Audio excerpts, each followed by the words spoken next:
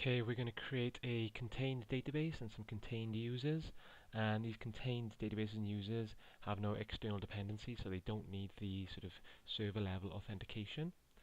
The first thing we're going to do is create a new contained user in the Contoso domain.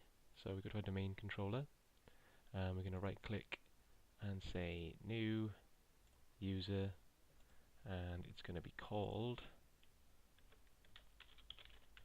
contained user B. So what we'll be using as our example.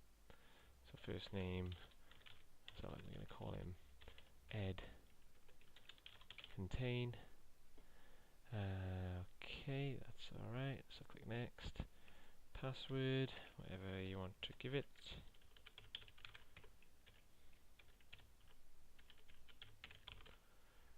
We're going to turn that off, so no password policy. Next, finish. So we got Ed Contain there. Actually,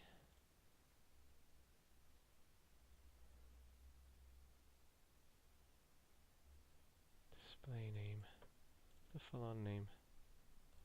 Hopefully contained user B is still what it's called. I've been a bit stupid there. Okie doke. So first we're going to turn on contained database authentication. So we use spconfigure to show advanced and spconfigure to turn on contained database authentication. So F5 that, so we should be allowed to do it now. We're going to create a database with containment partial. So partial containment DB is going to be the name of it. F5 that. Let's just make sure that's there. There it is. And then we're going to create a Windows user based on the one we just created, the contained user B. And see, we haven't mapped it to any Windows login there because it's just directly to the database. It doesn't have server level dependencies. F5. So let's have a look. Oh, we just added that as the contained user. And we're also going to add a contained user C SQL login directly on that database. So press F5. Refresh. Contained user C.